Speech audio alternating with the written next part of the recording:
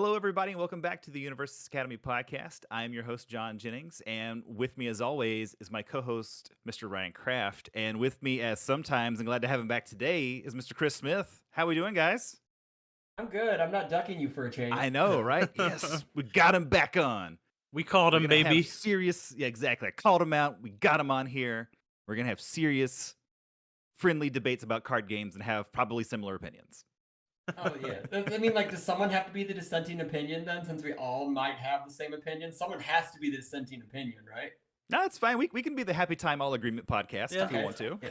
I mean, I can devil's advocate if I need to. I mean, whatever. There we It's go. fine. It's, I'll be Okay, that that's a jerk. good pivot. That's a good pivot. Ryan does look and sound a lot like Al Pacino, so it makes sense, you know. Totally.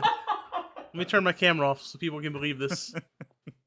There you go. Yeah, just put up a screen, just pick up a picture of Al Pacino. It's just, you know, why is the Just dude edit it from in Heat post, on that's this all you card need to game do. podcast?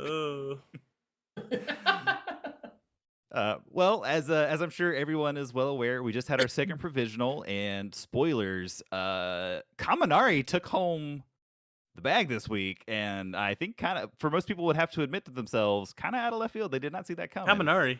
Didn't you mean to say Kirishima? Oh, what? That's right. Hey, it's not. It is a K, but not the one everyone thought, right? Oh, my bad. I mean, right? Things like have everyone changed. everyone kind of had like a love for the character just because he does cool things, right? He only has a once per game, and his normal E, his free E. If you block my attack, I get to point commit something. That's really good. But I think if we want to start like talking about the provisional in whole, there was a definite influx of seven-handers. Like I think it's upticked by a good percentage just because maybe I don't think the whole Kirishima thing was. I think it was more along the lines, hey, I'm not getting throw looped every turn, so my character actually can play the game past turn 2 or turn 3. Yeah. And I think that was a big thing because we saw Eraserhead. There was, I think, double the Eraserheads this time, maybe 5 to 10 more than last time, but it was pretty big chunk. Yeah, there were 8 7-handers in the top 16. Do we just want to run through the whole top 16 real quick, or yeah, sure. Just run it down for us. So there was Life Ochako 1, Air Jiro, Water Asui, Water Kamui Woods, Air Jiro again, Air Denki, Ochako 2, which I think was off Death. Does that make sense, Chris? Is that right? I believe so, yeah.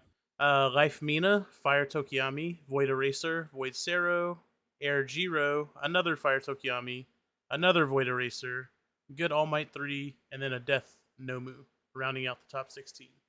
Yeah. So not surprisingly, a lot of air decks. Like I think if you asked people beforehand, they would have said there's probably going to be a lot of air just because it is such a strong symbol right now. There's so much card readying, card clearing, and just the characters themselves are just generically really good. Like we saw with Kaminari, obviously. And I mean, the top final four were 3 air decks and 1 void deck, right? Because it was Void, Racerhead, then 2 Jiros. No, Air Jiro, Air Kaminari, and then Life Mina. Correct. Yeah. Okay. Yeah. Oh man, Life Mina, sick. I love Slot Machina. She's great, dude. The match was really close. She very nearly made it to the finals. It was really close. Okay. I feel like. Yeah. We can talk about that more later. But that matchup could have very well ended a little bit differently for her. Yeah. But so before we get dive too deep into the results and kind of what it means going forward, there is something we want to talk about. And I know it's been talked about some. And it's kind of just the rolling out of the provisional cards from the first set or from the first tournament. Obviously, not everyone had their cards yet just because of the way they were shipped out. I think it was the top 16 people got theirs shipped out first, and then they went alphabetically, is what I've heard. I don't know if anyone from Jasco has confirmed that specifically is what happened, but just from how people have gotten them, that appears to be the pattern. Yeah, from what I did some digging. I can't get confirmation from anybody at Jasco because they won't do that because that's just not a good way to. Yeah, I would never confirm that either. From what I've heard, it was top 16 got their stuff, and I think the first part of their alphabet list, so maybe A through D or E or whatever, by your last name obviously got shipped out first. So if they're shipping out on the first Tuesday of every month, business Tuesday, so you're looking at what, second, third, maybe first, second, third for the first block, getting it ready. and then the next block would be like 3, 4. That'd be the middle of the alphabet. And I know I'm an S, so I didn't get my confirmation until Wednesday or Thursday. So I mean, I'm not getting my stuff till Monday. But if I had Yeah. planned on getting my stuff for Provisional 2, I would be kind of scrambling for a deck, which that's how I did the Provisional, doesn't matter. So but yeah, I think going forward, I heard from a couple sources that the shipping method is changing after this one. They had Okay. some worker breakdown or whatever. Someone like people who did all this stuff kind of just up and just quit their job and just didn't give them any notice or whatever. So Yeah. that is Okay. yeah, so really That's it's not all their fault. Yeah, It's sure. just stuff happens. And I Let's know get that this they're right, going Tim. forward fixing this, and they Mhm. said that the provisional promos going forward are going to be shipped out in a more timely manner. I think it was a lot. I think a lot had to do with they only had one guy shipping stuff out, and then they had all the Wednesday weeklies leading to the provisional was all double price support. Okay. So Yeah. everybody played as much as possible because you're getting 2 plus ultra packs plus 2 booster packs. Granted, I don't think booster packs are all that important to a lot of the people playing who have been playing since October, but they still want to get you your packs because that's what you pay for and that's your price support. And so good for them. They want to get stuff out and they want to get it done correctly because I think that's the number one thing. You don't want someone who's been waiting on price support for a month and only get half of it or miss a piece of it or whatever. But I have heard that the plus ultra packs aren't shuffled, so you may get lucky and get. I know a guy locally who got 3 mezzos out of his packs. And then I also know that Levi at Alliteration Gaming got like 7 plus ultras out of his. Ooh. Now, I don't know how many are from the provisional and how many are from the Wednesday weekly. That makes But he yeah. had like at least 5 of them. He Yeah. took a picture and it was just like, I struggled to get my one. This guy got like, man, it's just like crazy. It's like, Yeah. share the love, bro. Yeah. Clearly, Levi should have just been playing Mina in that provisional because he could have just been scratching off those tickets like those plus Mhm. ultras and winning, baby. Yeah. But yeah, and I think that's fair. I think for a lot of people, it was just if you were gonna have these shipping problems, and obviously maybe if someone did quit or whatever the situation was, Jasco, they're not they're not mind readers. They don't know what's gonna happen. They can't predict the future. But like just still allowing them to be legal for the provisional felt bad. I think for a lot of people. Mhm. And I know they can say, well, none of the characters made the top 16. Who cares? And only, like there's maybe like one super memorable play of the provisional cards, and that was the Nomu There Price for was. Peace, right? One had made top 16. It was in Jose's deck. It was Toru in his sideboard. So one technically Okay. made top 16. Fair enough. Oh, pitchforks. Let's go. But there were also like there was Midnights just taking games off of people like crazy too. So it was Yeah, impacting yeah. the tournament even if they didn't top 16. Yeah. I know 2 of them went 5 and 3. I know 2 Midnights went 5 and 3. So, I was pretty tracking close. it. Yeah, so they got really, really close. But one guy that was playing it, he said he loved playing Jiro because he dunked on her so bad because all of her attacks have 3 or 4 keywords, and he's just like, well, it's not a flash attack. Your attack's very slow. I block. And one dude, I yeah. guess, scooped to him in turn 2, game 2, because he just didn't want to deal with it anymore. I was like, I think there was a Toru Hagakure that lost in round 8 to miss top 16 as well. oh, So there no was a few way, that were really? close. I know Jesse Cervini was playing Sugarman. I think he lost his last 2. I want to say Yeah. he was like 4-1-1. Then he lost his last 2. I think. I'm not Yeah. completely correct me. So Jesse, tell me in the comments below if I was wrong. But yeah, so like I think the biggest issue for me about the whole situation was it could have been prevented to begin with. Like if you had Mhm. just said, "Hey, these things aren't going to be illegal for the next provisional," maybe if we just say, "Hey, these are the season 1 promos. They'll be illegal for season 2." Give everyone plenty of time to get them, presuming that they're going to refresh these promos for season 2, which would make sense. But I mean, once you committed to that, though, it really rubbed a lot of people the wrong way. And like, I didn't even play in this provisional, so it's not a personal thing. Like, I didn't get beat by Midnight or anything. I didn't get beat by Hagakure, so this isn't like salt in the wound or anything. But like, I don't like that they shipped out to the top 16 first, because not only does that create a competitive advantage for those people, but you're giving the advantage to people that have already done well in your tournaments. So it's just widening that gap that already existed potentially. Yeah, Those cards are busted, which some of them are really good. I know a term that was being tossed around was the rich get richer. Yeah, I get it. I know it sucks. It would be different if all the cards were available to everybody right away. Like if redemption was open, let's say in January, not March Mhm. 2022, we have no idea when, which is still, we haven't had a date on redemption yet, which would be nice to have one going into Provisional 3 in case people need to get cards for Provisional 3. Because I want to play Midnight. I think she has great abilities. I also need, was it Concentrate? Because Eraser had poo poos all over her. So Mhm. I need those to stop the erases and plus ultras. And we saw Price for Peace take a game today with a Nomu just pulling one out of his pocket out of nowhere, and he Yeah. won the game because of it. If granted, he draws 5 foundations, he loses, but it's crazy because like you got to think like less than 10% of the field had access to these cards, right? Mhm. Maybe a little bit more. Um, but yeah, I don't know. I think the distribution hopefully is getting taken care of going forward, and that would be Yeah. really good. So everyone would be happy about it. Yeah, and I feel like we should say, generally speaking, Jasco has been, quick to listen to complaints and things like Mhm. this, and to try to make steps to make it right. Um, and it's just one of those things. Like hindsight is 2020, but you kind of want to like, could you not see this being an issue? Like letting the promos be. It's one tournament, and Yeah. I know you don't want to make it late because maybe they thought, oh, maybe if we push really hard, we can get all the shipping out, and it just turns out they just couldn't. Mm, I It would think, suck to do it, but you could just like Thursday, you could just say, "Hey guys, we're sorry. I know yeah. it's short notice.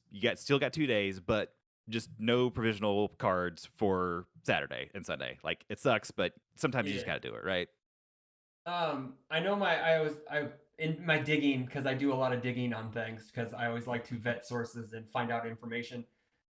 They were legal the day before the first provisional, which blows my mind for some reason. Because why would you have cards that aren't out yet legal the day before the first event that they're being prized out for? Right. Um, I know like the decision for all that was made when they had a full crew of people shipping stuff out. So maybe they're like, Mm, we get these stuff out, people can play with the cards right away when they get them instead of saying, well, we have to wait 2 weeks until this date or whatever. Like most card mhm, games, I know one thing about My Hero and the Universes brand, usually cards are legal the day you get them. Like the mhm, day of the release date, like the release date is the day they're legal. So if you get them, if the release date is on a Friday and there's a tournament on Saturday, they're legal for that tournament because they want you to play with the new cards because everyone gets hyped. It's so exciting to get new cards because they're usually not around very much. And then it's just, it's just fun to have new stuff and play with because people are hyped to play with these new cards. Like, I don't know anybody who doesn't want to get their provisional cards. Like, granted, we're all doomsayers and we're all thinking we're getting like 3 present mics and all these price for pieces and You we're not should be getting the so cool lucky to stuff. get that many presents, Mike Chris. You should be so Okay, lucky. fine. I'm sorry. I forgot we're in front of a present Mike fan. I Yeah. apologize. I apologize.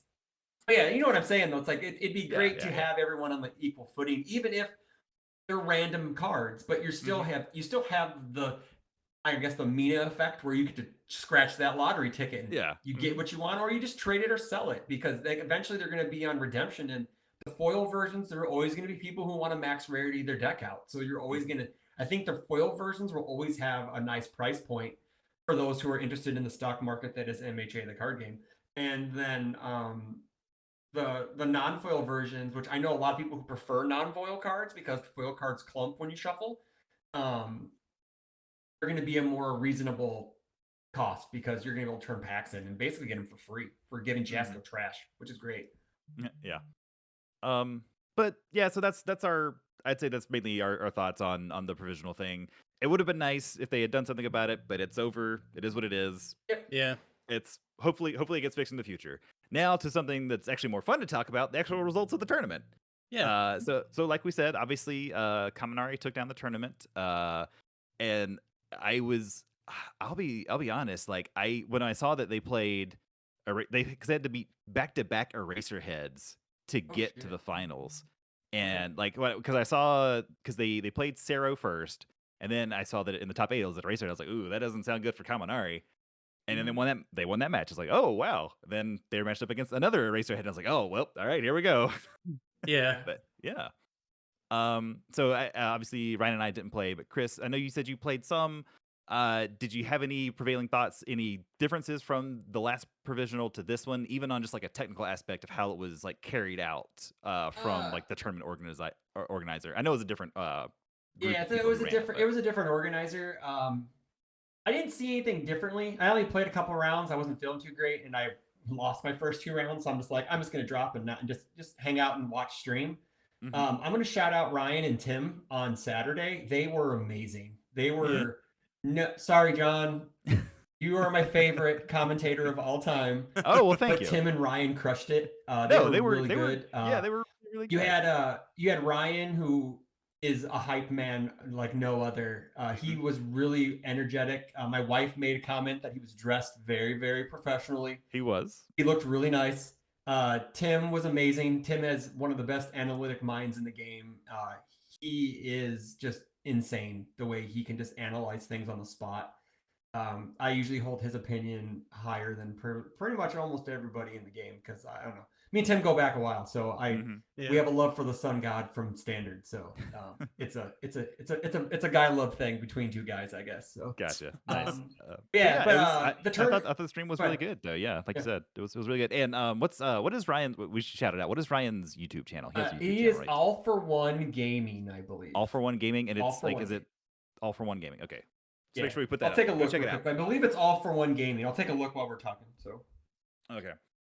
But yeah, I didn't play in the tournament, but I did see that they actually baked in a lunch break for people this time, John. So I know you didn't I get that when you were commentating, but it was nice. Apparently, it was good for the casters, and it made things go a lot more smoothly for everyone. okay, So I was wrong. Mhm. It's Some for All Okay. Yep. MHA CCG. It's Some Some for All. So yes, some for all MHA Some CCG, for and All. he actually had the. I want to say he had the first previews of the first content creator previews from Mm-hmm. set 2. Mm-hmm. nice. So yeah, so if you go back and you're like, oh, that's the person who did the stream yesterday or Saturday. Yeah. He was on Saturday, and Sunday was Levi from Alliteration Gaming, Mm-hmm. um, who did a good job as well. Yeah. Yeah. And as far as also from a coverage standpoint, one thing that they did I thought was interesting today is they allowed actually other streamers to stream the other top 16 matches, right? So you Oh, that's had cool. you had Tim and Levi on the main MHA stream, but Tam streamed games and Bromley also streamed games, and they Okay. each had a companion commentator with them, and I believe, and so they got to stream as well. So that way you had more of the top 16 matches available. So you're like, oh, I can So jump from match to Oh. match, and I can kind of like Okay. come in and out of which one I want to watch. Like, oh, I'm really interested in like this Mina Jiro match, and I can go in and watch that until it's over, and then go back to the other one. So I thought that was So a Yeah. they didn't do Something. that. I thought that so it was only the main channel from the first provisional that had games for top yes. 16. The Oh, first crazy. provisional, the only way you could watch games was on the main MHA Twitch. Oh, neat. Okay, I didn't know that. Mhm. That's interesting. Yep. So something funny about this tournament is that Bromley and Jose had to play each other in the first round. So they're friends. They live near each other. Bromley went to Jose's house and they played in person. They allowed him to do that and have the camera Yeah. on for everything. So then Bromley Uh-huh. beat Jose at his own house and then continued to play the tournament in his home. Yeah. But he ended up The playing disrespect. against but he ended up playing Thomas Redmond in the next round, who was the guy who eventually won the tournament. So it was Mhm. short lived. But yeah, Bromley they Mhm. streamed their matches on Unfun Stuff's channel, and then Mhm. Tam and Barrett streamed all the way up to the top 4, and then they just kicked it over to the main Okay. channel for the finals. Mhm. So it Yep. was good. Okay. There was a lot of diverse coverage today. Mhm. Also, real quick, I want to shout out Tam for what he did for this provisional. If you don't Mm. know, Tam played a Midoriya deck. I think it was good Midoriya, probably just like the good punches lineup. And I heard he was playing that. I was like, what the hell? Like, and then it turns out, I think he had a Twitch goal that if he got raised enough money, he would play. I don't know if it was they got to pick or if it was specifically the Midoriya deck or what. But he played it and actually went 5-3, I think maybe. Yeah, Or 5 and 3. so Yeah, I so think you know, shout outs to Tam too, man. That was getting real close to making top cuts with that deck. Yeah, That's- he definitely walks the walk, man. Like he backs up his talk for sure. So Oh, yeah. I give him props for going through with that because, oh boy, that character. But he's also probably crammed the most games, at least Oh, anybody. on stream or on his channel with that character. So he has a lot of familiarity, and Mhm. Yeah. he's one of those dudes who he plays so many games and he plays so much that he can pretty much recite attack lineups in his sleep. So I'm pretty sure he was just like, cool, an Ochako deck. Well, Mhm. you're probably playing all highs. And it's just like, Mhm. like he knew attack lineups, where and when to pick his spots with his 10 damage. I just wish he really got on the mainstream once, because that would have been really sick to see. I know he was streaming from his own channel, but Mhm. to see him on the mainstream, because I know I watched the mainstream for most of the whole thing because I was just trying to support them. But Mhm. Yeah. yeah, but good for him, man. Nice way to back up your talk. So congrats. Yeah. And then another appearance in a top cuts was Daniel Nelson playing Fire Tokiyami again. Mhm. He lost in the top Mr. 8. Consistent. Yeah. Yeah, he lost in the top 8 to James Mann, who's the other guy playing in the finals. And I guess Danny was saying that he got short circuit and charged up, mixed up, and could have killed his opponent and didn't realize it because he was playing around the Oh. damage reduction and completely punted a game against him. Mm. Feels bad. But yeah, that does feel bad. I guess it happens though. But Yeah. yeah, That's. I mean, I guess that is maybe one of the things of playing on a webcam game, right? Because like yes. if you're in person, you can just look over it, like you can just look over and like, oh, what's Just that like, card do? can I see this Yeah, card real quick? you can Yeah. see this card, or and I mean, I guess to be fair, on webcam you can ask them which version is that, but if you look at it like and you think, oh, that's that one, like in your head, you just know and don't realize it Yeah. happens, I guess. But yeah, I mean, Daniel won though. He won a 1K like last weekend though, right? So Yep. Yeah, I don't know if he played Universes before MHA. I'm not sure, but I don't think he did.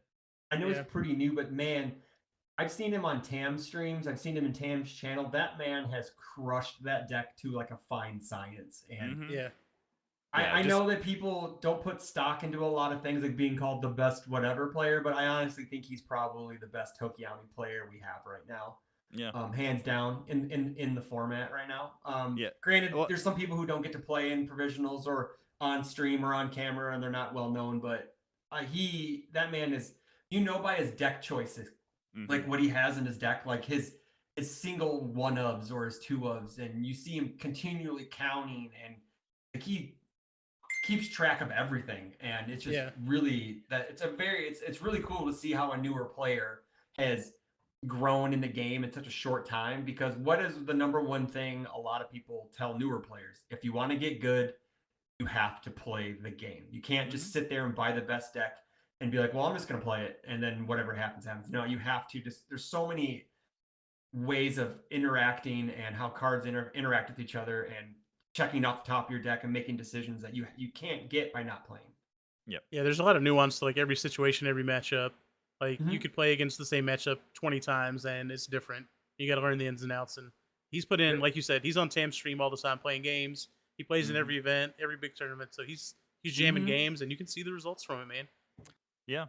Yep. If not the best, certainly the most successful Tokyo Yes, player. very true, very true. I should Mm. say that Yeah. most Yeah. decorated, Yeah. decorated Tokiyami player so far. But so, and I'm sure one thing is, as far as like a general big idea, big picture thoughts from provisional, I think one thing to take away is just the diverse lineup of characters.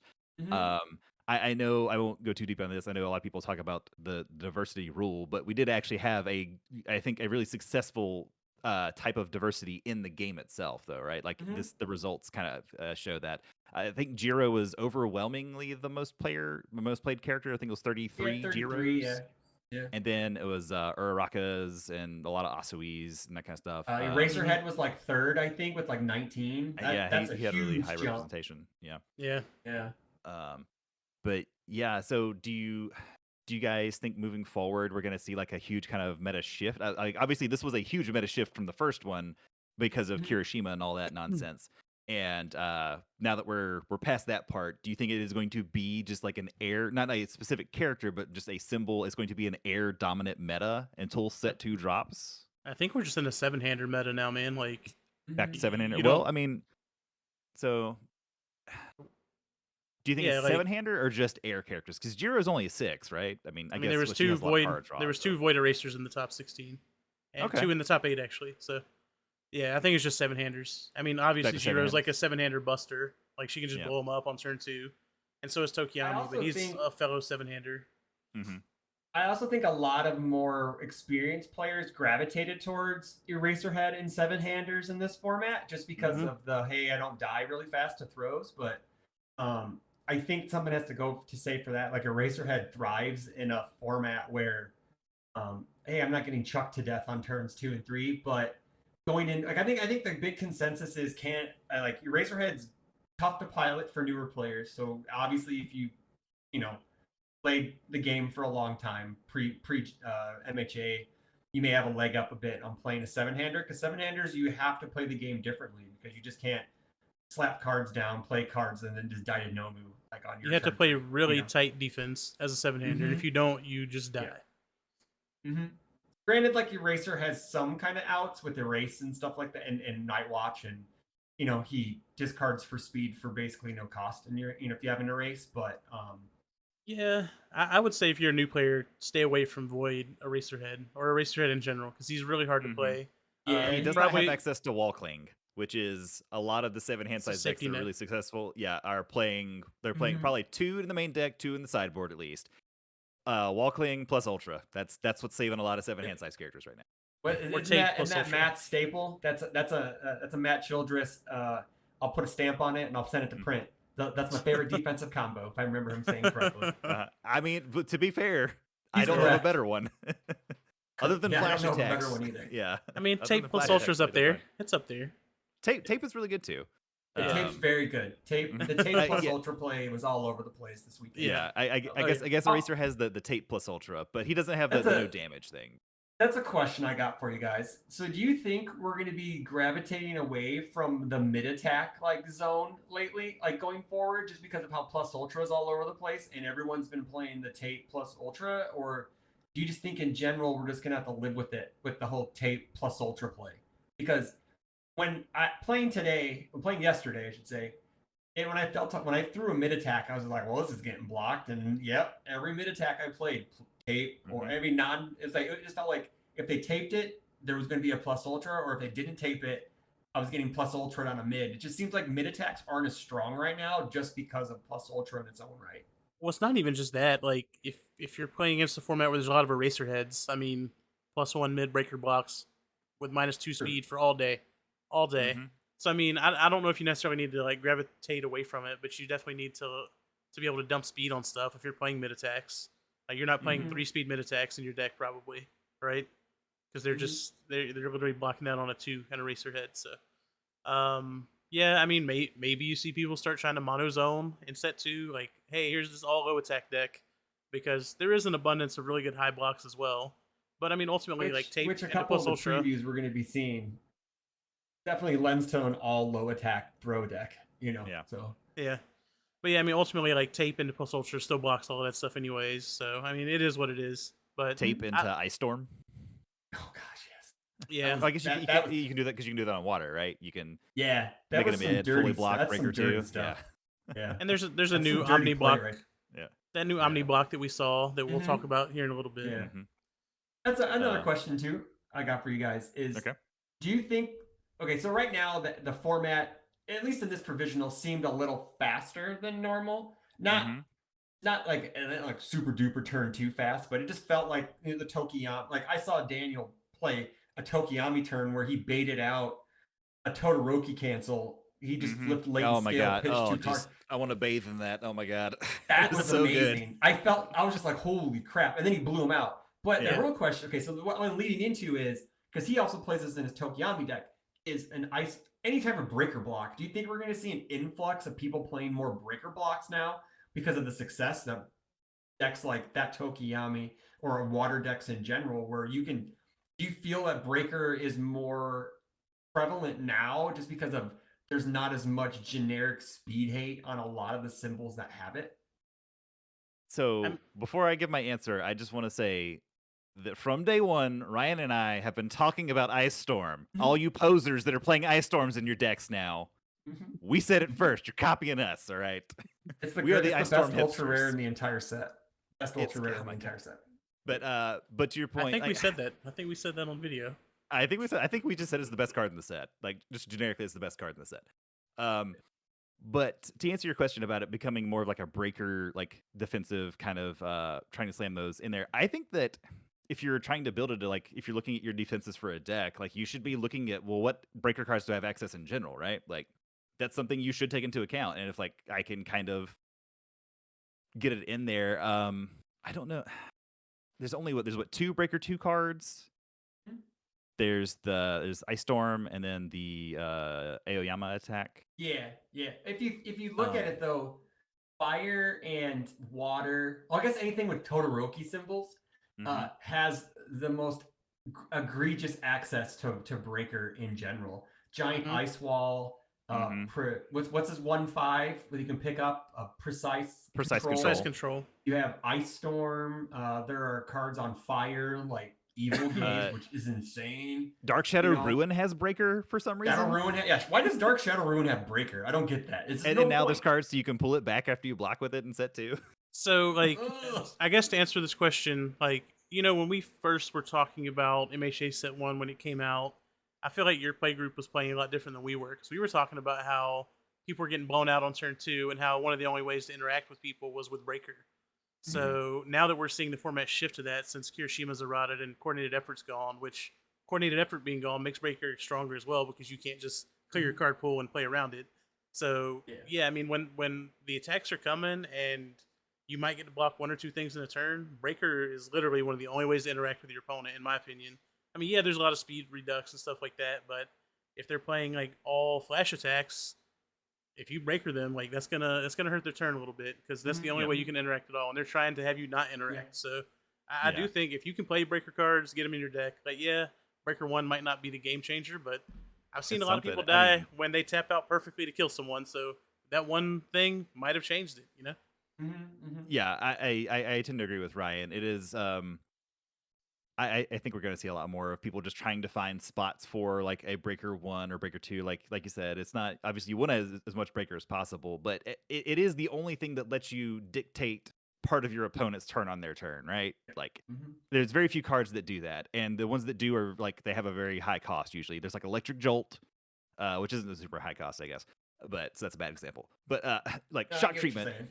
Yeah, Shock Treatment, you have to destroy it like to commit something on your opponent's turn, I think, right?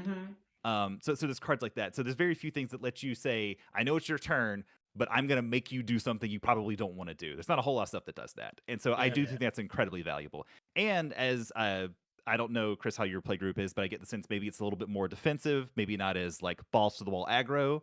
I would say our play group is far more aggro, right? Like we wanna I wanna play 6 foundations on turn 1, and I wanna draw 6 new cards and just go at your fucking face with these things, right? And so because of that, you're probably gonna be a little bit more open on the backswing. So having like a breaker card is, again, to that point, it's like the one thing I can hold back, and like it makes me feel a little bit better that I overreached on my turn. Sure. And what's cool is a lot of those breaker cards in the set are attacks, right? So they're double-edged swords, like Ice Storm, kill condition, Dark Shadow Ruin, kill condition. Even Giant Ice Wall, which is an attack that I haven't really looked at very much until It's really this good. weekend, where I saw that card get played so much, and it's just insane. It's one of the few cards with stun 2 on it. And if you have momentum, it gives your next, I think, range or attack stun 2. It's just the card's just stun 4 on its face, and it's a 3 low for 5 with a breaker block on it. It's like a +2 high block, I think. Plus high block, yeah, it's fantastic. Yeah, just also spoilers. Giant Ice Ball is gonna be absolutely nuts with Todoroki too. Yeah, stun 6. It's also really good at midnight. I found out. Yeah, it's really good at midnight too.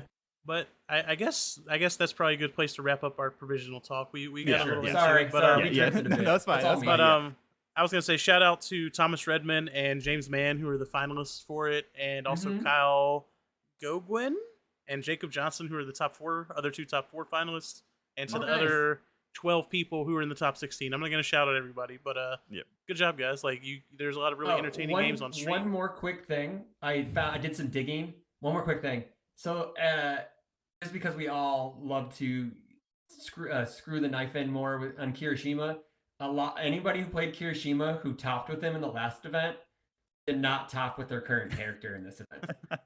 So, very nice. Sorry, but not sorry. On that note, actually, there is one more thing. There was one brave soul today that did play Kirishima. There was still one in the tournament. There's only one person that played Kirishima in the entire tournament? There was one, yes. Yeah. Oh my god, I figured some people would, but only one. That's interesting. Okay. I know that Bromley had him in his sideboard for some random reason. Maybe the lulz, I don't know. So who knows? But anyways, that's enough. Enough professional talk.